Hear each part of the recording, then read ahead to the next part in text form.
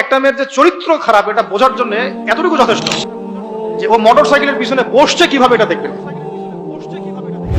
একটা আপনার শালীন দিনদার স্ত্রীকে নিয়ে যদি আপনি মোটরসাইকেলে জানো, দেখবেন তার বসার ধরনটা কেমন, আর যাদের সাথে এই যে ফ্রি মিক্সিং এ প্রেম প্রীতির সম্পর্ক করে এদের বসার ধরনটা কেমন। বসাই আপনাকে বলে দেবে কত বড় বেয়াদব, কত বড় আদবহীন। হ্যাঁ, একটা আমার কথা ইশারা দিচ্ছি, সব তো বলা যাবে। তো এটাকে সহজ করবেন, এখানে দিনদারিতাকে প্রাধান্য দিবেন, ভুলেও দুনিয়াদারিকে প্রাধান্য দিয়েন না। ও বাপের কয় টাকা আছে, ওর বিয়ে করলে আমি পাবো কি, কত সুন্দর ঐশ্বরিয়া রায়ের মতো কিনা, এগুলো দেখার কথা।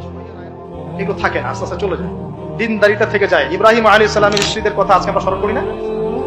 হাজরা আলাইহিস সালাম তার ওই সবর, সাফা মারওয়ার সাই, তাওয়াক্কুল আল্লাহর কাছে এত পছন্দ হয়েছিল যে কিয়ামত পর্যন্ত যত মানুষ হজ করবে সাই না করলে হজ হবে না। ঠিক আছে, উনার ওই হাঁটা দৌড়াদৌড়ি আল্লাহর কাছে এত পছন্দ হয়েছে।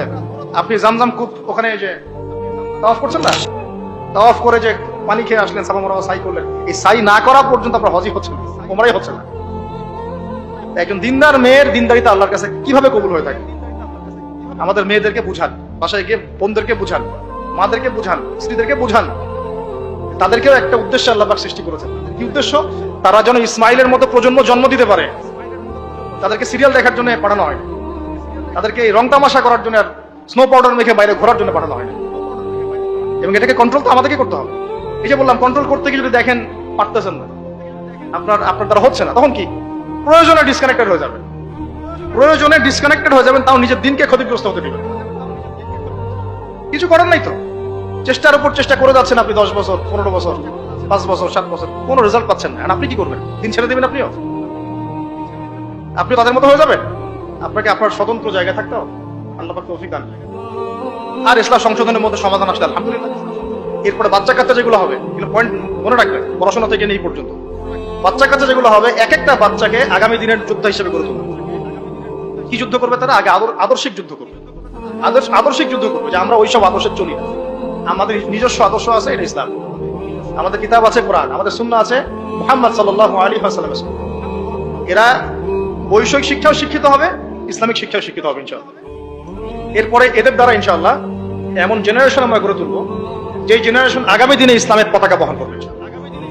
আমরা যেটা পারি নাই, চেষ্টা চালাবো, আমাদের বাচ্চাদেরকে গড়ে তুলবো। পারা যাবে না? আল্লাহ পাক আমাদেরকে এই সব উদ্দেশ্যে দুনিয়াতে পাঠাইছে। এইভাবে ইনশাআল্লাহ আমরা ইলম অর্জন, তাসকিয়া অর্জন, আমল বাড়িয়ে দেওয়া, হালাল খাওয়া, পরিবার গঠন করা, প্রজন্ম গঠন করা, এই কাজগুলো করতে করতে করতে আমরা আগাবো। এবং এখন যা চলছে এই ফিতনাগুলো থেকে আমরা নিজেদেরকে দূরে রাখার চেষ্টা করব। আর যেখানে যেখানে যেখানে মুসলিমদের এগেইনস্টে এই কাফের, মুশরিক, জালেম, মুনাফিকরা পদক্ষেপ দিবে, আমরা আমাদের সাধ্যমতো এটাকে প্রতিহত করব। হয় জবান দিয়ে প্রতিহত করব, নাহলে লিখে প্রতিহত করব, নাহলে কোনো সাহায্য করে প্রতিহত করব, না হলে অ্যাটলিস্ট দোয়া করে প্রতিহত। কিছুই নাই, কমপক্ষে কি করবেন? দোয়া করবেন। কিছু নাই, কমপক্ষে দোয়া করবেন। কিন্তু কোনো অবস্থাতেই আত্মসমর্পণ করবেন না এদের সামনে। ওদের সামনে কোনো অবস্থাতেই জালেমের সামনে হাঁটু গেড়ে দিবেন। মাথা উঁচু করে বাঁচবো ইনশাআল্লাহ, মাথা উঁচু করে মরবো। আল্লাহ পাক আমাদের সবাইকে কথাগুলো বোঝার তৌফিক দান করুন।